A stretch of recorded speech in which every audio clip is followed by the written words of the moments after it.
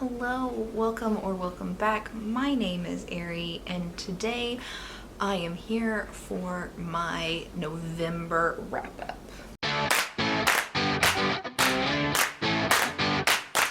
I'm going on like 3 hours of sleep, and I'm breaking out like crazy, so you just have to deal with this.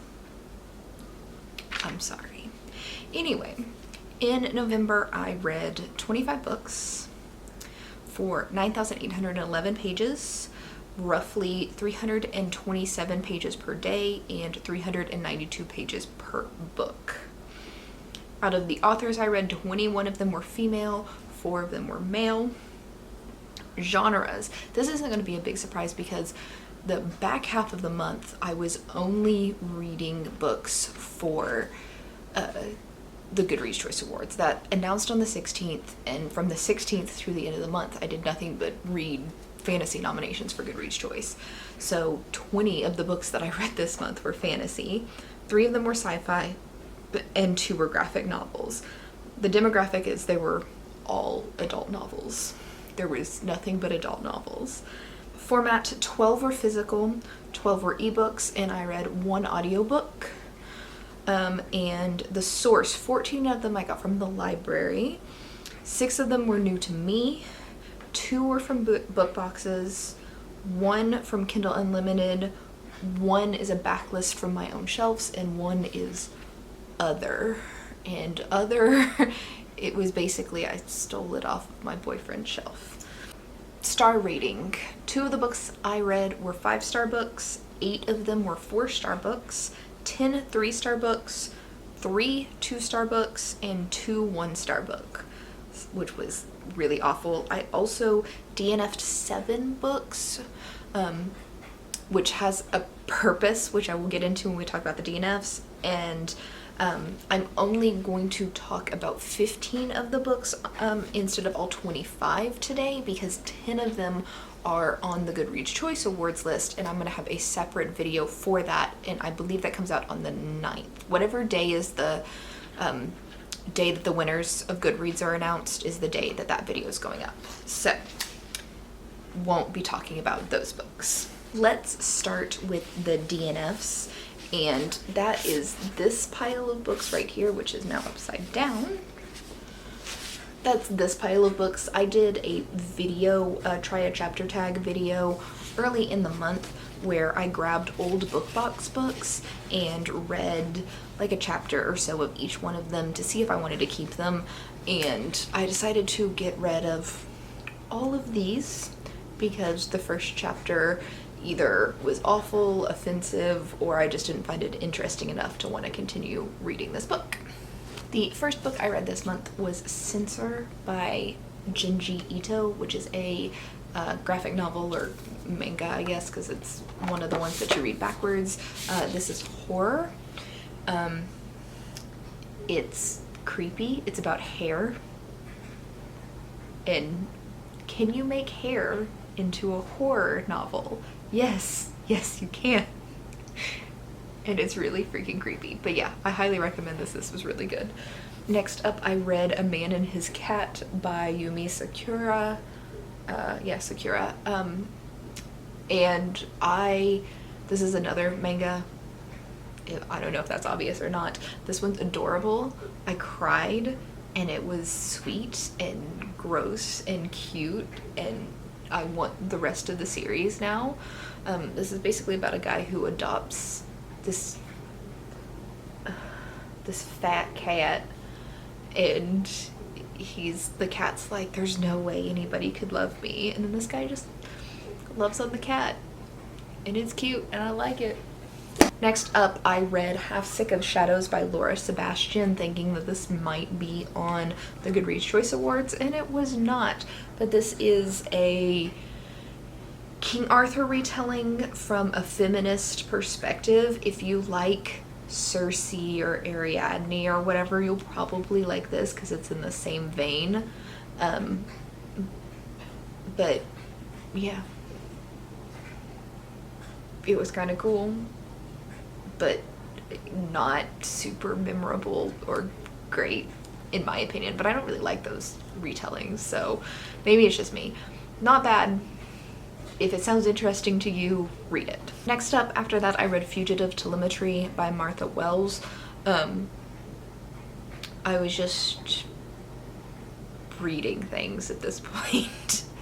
That ended up sci-fi for Goodreads choice, not fantasy, but it's on the sci-fi list.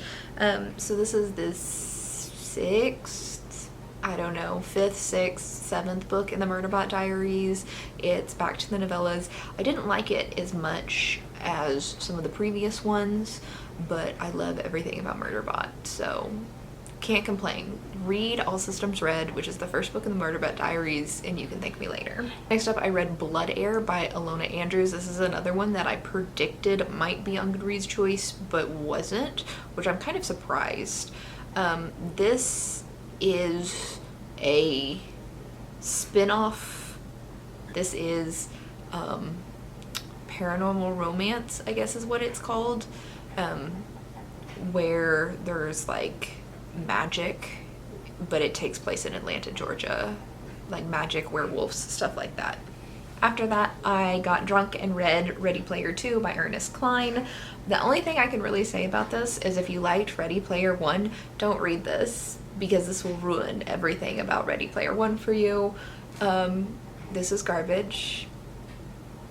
That's pretty much it. I'll link the video somewhere, either up in the eye or down in the comments below, or either up in the eye or down in the description box below, where I got drunk and read that, if you want to watch it. The next book that I read was Bacchanal by Veronica Henry, which was another book that I incorrectly predicted might be on the Goodreads Choice Awards. This is about a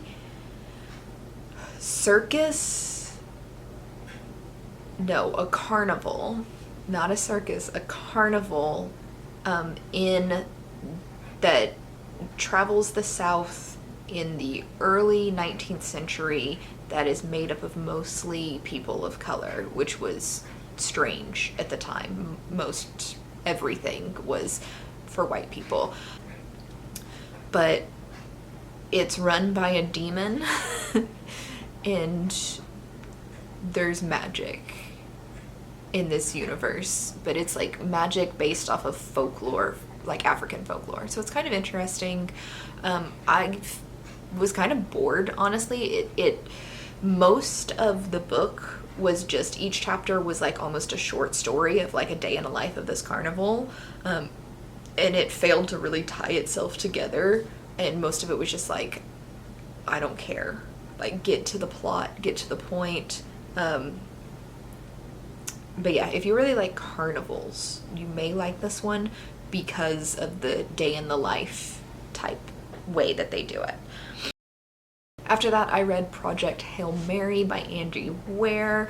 This one, again, was sci-fi, and it ended up on the sci-fi Goodreads choice, but I was reading the fantasy Goodreads choice.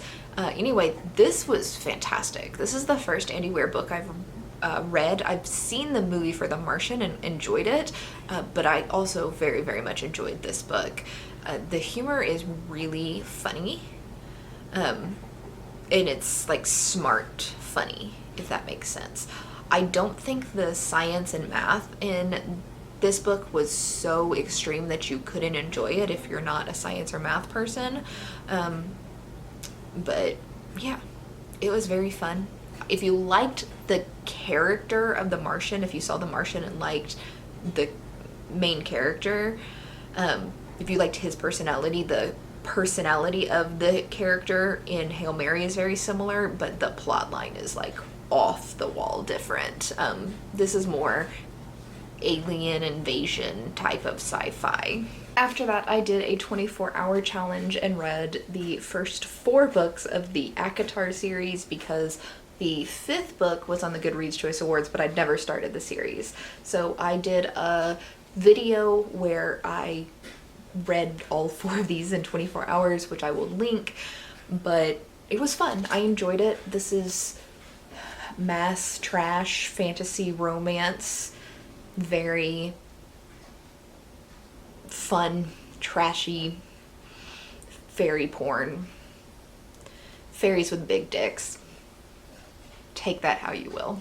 The only other book that I read that wasn't on the Goodreads Choice Awards was The Golem and the Genie, which the sequel to it was on Goodreads Choice Awards, and I hadn't read that yet.